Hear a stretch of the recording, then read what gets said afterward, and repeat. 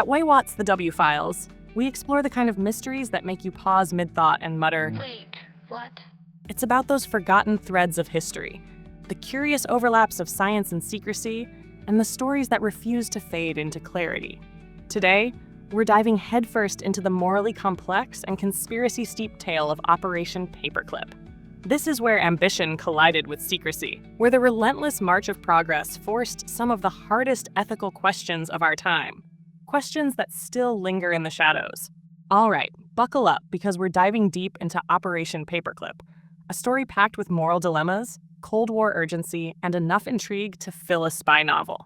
Trust me, I've got books, articles, and even whispers from the shadowy corners of the internet fueling this one. If you want the full story, you're in the right place. This tale throws you straight into an ethical and historical whirlwind where ambition meets desperation and power is the ultimate prize. All of this unfolds against the tense backdrop of the early Cold War. Picture it. World War II has just ended. The world is picking up the pieces. And amidst the rubble, the United States and the Soviet Union are giving each other suspicious side eyes. It's almost like that awkward post-breakup phase when you realize you're still sharing the same apartment. Except the apartment is Earth. And instead of arguing over furniture, these two are scrambling to claim the best scientists. And that's where Operation Paperclip comes in, a high-stakes talent show with German scientists as the contestants and a one-way ticket to America as the prize. But these weren't just any scientists. We're talking rocket scientists, engineers, chemists, the best minds of their generation, the kind of people who could give either superpower a serious advantage in the looming Cold War. Think of it like the briefcase in a spy movie with the secret formula. Except here, the formula was human brainpower. It's no surprise the US was interested. Programs like the V-2 rocket demonstrated just how advanced German technology was. The logic must have gone something like this. If we can harness that expertise, imagine what we could achieve. The possibilities seemed limitless. But here's where things get complicated. Many of these scientists, like Wernher von Braun, the mastermind behind the V-2 program, weren't just brilliant engineers. They were deeply entwined with the Nazi war machine. Some were active members of the Nazi Party, and their groundbreaking work often relied on forced labor from concentration camps. And that's the moral tightrope of Operation Paperclip. On one hand, you've got these brilliant minds capable of revolutionizing science and technology. On the other, you're dealing with people complicit in some of history's most horrific crimes. It's the ultimate ends justify the means scenario, ripped straight from the pages of a spy thriller. It forces us to ask unsettling questions about the US government's willingness to overlook or even sanitize the past asks of these scientists in the name of national security. It's a story of ambition, compromise, and the haunting ethical dilemmas that come when progress clashes with morality. And the lengths they went to, wow, it's staggering. We're talking altered biographies, Nazi affiliations scrubbed from the record, and even blocking efforts to hold these scientists accountable. It was like a witness protection program, but for Nazis. New identities, a fresh start, but instead of hiding from the mob, they were hiding from their past. Of course, not everyone was on board with this. Big names like Albert Einstein and Eleanor Roosevelt publicly opposed the program. They argued that harboring former Nazis, no matter how brilliant their scientific contributions, was simply wrong. It's fascinating to consider those dissenting voices. Did they foresee the ethical quagmire this would become? Hard to say, but it's clear that moral unease surrounded Operation Paperclip from the very beginning. Now, let's get specific. Wernher von Braun. He's the poster boy of Operation Paperclip. His story is equal parts inspiring and deeply troubling. Von Braun was a visionary. This guy dreamed of conquering space and was obsessed with rockets from a young age. There's no denying his brilliance, but his ambition drove him to some dark places. He joined the Nazi Party, rose through the ranks of the SS, and became a central figure in the V-2 rocket program, a program that, as we've mentioned, relied on forced labor from concentration camps, slave labor building rockets. It's horrific to think about. The same rockets that terrorized London were built on the suffering of countless lives. How do you reconcile those two things? A brilliant scientist, dreaming of the stars, and a man complicit in such brutal exploitation? That's the million-dollar question, isn't it? The sources paint a complex picture of von Braun. He was driven by a desire to push the boundaries of science, yet willing to make Faustian bargains to achieve his goals. It's like those classic tales. Angel Heart, the devil's advocate. Except the devil wasn't some horned figure. It was an ideology, and the price was unimaginable human suffering. What's even more striking is von Braun's knack for self-preservation. He saw the writing on the wall as the war was ending, knew the Allies were closing in, and made a calculated decision to surrender to the Americans. He gambled that his knowledge was more valuable than his past. And he was right. Big time. He became a cornerstone of the American space program, helping to develop the rockets that eventually took us to the moon. Talk about a career change, going from building weapons for the Nazis to launching astronauts for the United States. It's amazing, isn't it? Operation Paperclip encapsulates such a profound paradox. On one hand, you have individuals like Wernher von Braun deeply complicit in the Nazi war machine. On the other, he becomes pivotal to one of humanity's greatest achievements, putting a man on the moon. It's like that line from The Dark Knight. You either die a hero, or you live long enough to see yourself become the villain.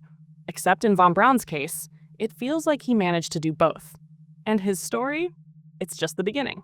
Operation Paperclip didn't just bring over a handful of rocket scientists. It was a sprawling network involving hundreds of scientists, engineers, and technicians. Each had their own secrets to bury, their own stories to tell, and their own contributions to make to American science and technology. It's easy to fixate on big names like von Braun, but Operation Paperclip's impact was vast, touching numerous fields. It's almost like that scene in Raiders of the Lost Ark when they open the Ark of the Covenant. Except instead of swirling spirits, it was a flood of scientific expertise. And yes, they brought their baggage too. These weren't just rocket scientists. This was a battalion of minds from across disciplines, each carrying a complicated past. Take aviation, for instance. Let's talk about the Horton brothers, Reimar and Walter.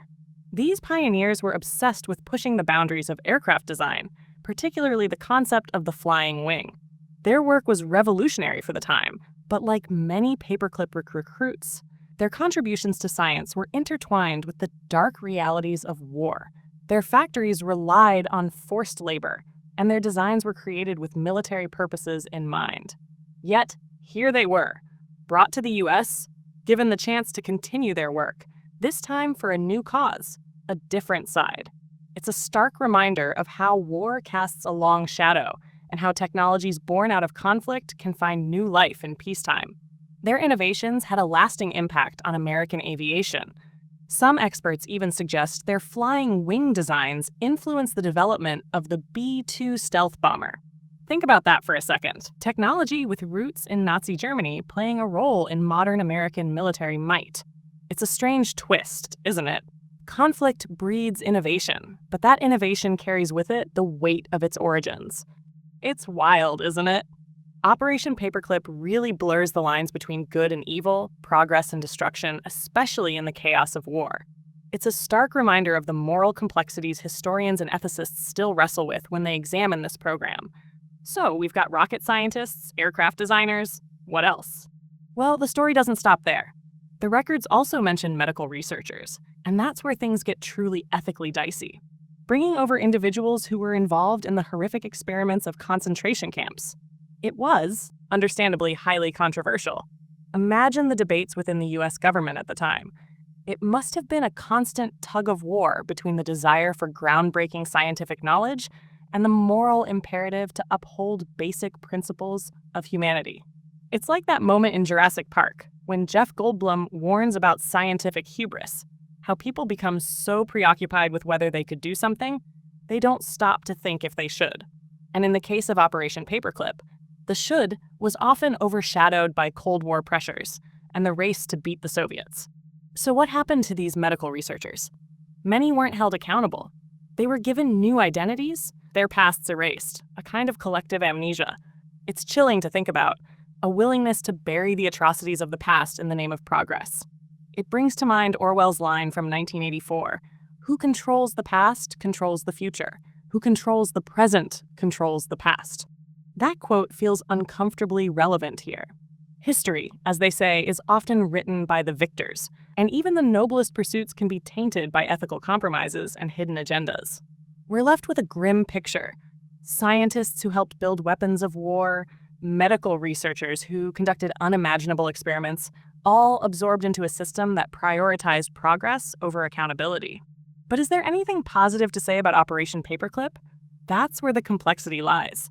Despite its morally dubious origins, the program did lead to significant contributions to American science and technology. Many of those advancements continue to benefit us today. It's like that old saying, every coin has two sides.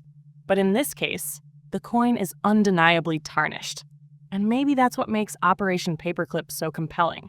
It forces us to confront these uncomfortable truths, to grapple with the cost of progress, and to question the compromises made in the name of a greater good. Operation Paperclip isn't just a historical curiosity, it's also a conspiracy theorist's dream.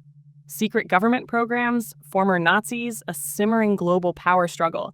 It's practically a ready-made X-Files episode. You've got the shadowy dealings, the hidden agendas, and enough unanswered questions to make you want to plaster your walls with red string and newspaper clippings. So, let's indulge those Mulder and Scully vibes for a moment and dive into some of the most popular conspiracy theories surrounding Operation Paperclip. These range from the plausible to the absolutely outlandish. But hey, that's part of the fun, right? One of the more persistent theories is the idea of a Fourth Reich in exile. According to this line of thinking, some paperclip scientists were still loyal to Nazi ideology and secretly plotting to establish a new Nazi state, perhaps somewhere remote like South America. It's very the boys from Brazil, complete with cloning Hitler in some underground lab. Except in this version, it's not just Hitler. It's a network of Nazi scientists scheming in the shadows. This theory plays into the classic fear of a hidden enemy, a secret cabal pulling the strings behind the scenes. But is there any evidence to back it up? Not much. While it's true that some high-ranking Nazis escaped to South America after the war, there's no concrete proof that Operation Paperclip scientists were involved in any organized plot to revive the Third Reich. It's mostly speculation, though it's easy to see how such ideas gain traction when dealing with figures whose pasts were steeped in secrecy and ideology. Then there's the infiltration theory. This one suggests that some of the scientists brought over through Operation Paperclip might have used their positions to influence American policy, or even spy for the Soviets. In the paranoia-fueled atmosphere of the early Cold War, this idea isn't entirely far-fetched. After all, these scientists were uprooted from their homes, brought to a new country, and placed in sensitive positions. It's not hard to imagine a few divided loyalties. The whole thing starts to feel like a Cold War version of Tinker, Tailor, Soldier, Spy. Everyone was suspicious of everyone else, and the stakes were impossibly high. Could some of these scientists have played both sides? It's definitely within the realm of possibility, though the lack of hard evidence keeps this theory in the speculative zone. Regardless of whether you lean towards skepticism or intrigue, the conspiracy theories surrounding Operation Paperclip add another layer of complexity to an already morally and historically tangled story.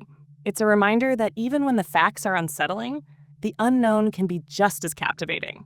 Many of these scientists might have harbored resentment toward the Allies, particularly given the lengths the US government went to conceal their past, destroying documents, altering records.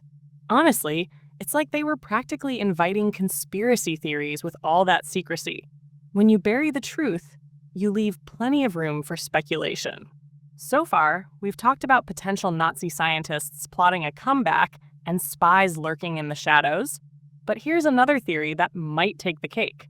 Some believe paperclip scientists were involved in MKUltra. Yes, MKUltra, the infamous CIA program delving into LSD experiments, hypnosis, and other mind-bending techniques. Think Stranger Things meets the Manchurian Candidate. A shadowy government agency using mind control to create super soldiers or sleeper agents? It sounds like something straight out of a dystopian thriller. But is there any actual evidence linking Operation Paperclip scientists to MKUltra? That's tough to say. MKUltra was so highly classified and so many records were destroyed that concrete connections are hard to pin down. Still, the existence of the program with its ethically questionable experiments certainly fuels speculation. It's a perfect storm for conspiracy theorists. With these theories, whether it's Nazi scientists plotting in secret, potential Soviet spies, or ties to MKUltra. We've got a full buffet of conspiracy fodder, ranging from the plausible to the fantastical. But it does make you wonder how much of Operation Paperclip's history remains shrouded in secrecy. That's the thing about conspiracy theories. They thrive in the gaps left by unanswered questions. And with Operation Paperclip, there are still so many missing pieces, so much left unexplored. It's like one of those unsolved mysteries episodes. Sure, there's the official story, but lingering doubts always remain, those subtle hints that maybe, just maybe, there's more to it than we've been told. And that's part of what makes Operation Paperclip so fascinating, even decades later. It sparks debate, challenges our understanding of history, and forces us to confront uncomfortable truths about the compromises made in the name of progress and national security. So, as we pull back from the darker corners of this story, we also have to acknowledge its undeniable impact. Operation Paperclip had a profound effect on American science and technology. It's like that old saying, you can't make an omelet without breaking a few eggs. Except here, the omelet is space exploration and technological advancement, and the broken eggs are, well, a lot more complicated. The legacy of Operation Paperclip is a messy mix of brilliance and moral ambiguity.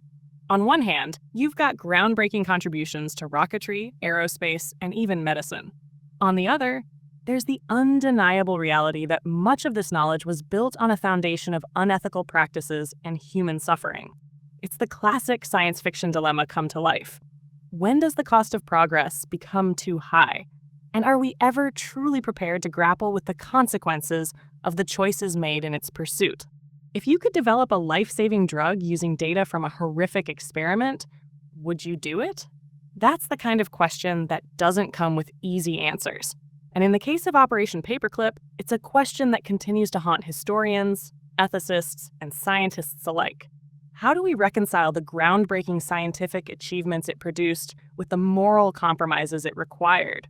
The key, I think, is to acknowledge both sides of the story. It's not about simply condoning or condemning. It's about understanding the complexities and contradictions of history. It's about recognizing the difficult choices that were made, the ethical gray areas navigated, and the lasting impact those decisions have had on our world. Operation Paperclip reminds us that progress doesn't follow a straight line. It's full of twists and turns, ethical dilemmas, and unintended consequences. History itself is rarely black and white. It's painted in shades of gray, populated by individuals who embody both good and evil, and defined by decisions with outcomes that are both positive and negative. Today, we've unpacked quite a bit, from the origins of Operation Paperclip in the rubble of World War II to the paranoia of the Cold War, and even the wild tangle of conspiracy theories. It's been a journey, and I hope it's given you a clearer, more nuanced understanding of this controversial chapter in history. Maybe it's even sparked new questions or pointed you toward new avenues of exploration. After all, that's what history is really about: continually questioning, re-examining, and seeking deeper understanding of the past and how it shapes our present. So keep exploring, keep questioning, and keep those requests coming. We'll be here, ready to dive into the next fascinating topic you throw our way. Operation Paperclip challenges us to face the gray zones of morality, the extremes nations will reach for power, and the secrets still buried in history's shadows. At weiwat's The W Files, we're dedicated to uncovering these stories, shining light on the lingering questions, and sparking your curiosity with thought-provoking explorations. Stay with us for more journeys into the what, where, when, why, and how of our puzzling world.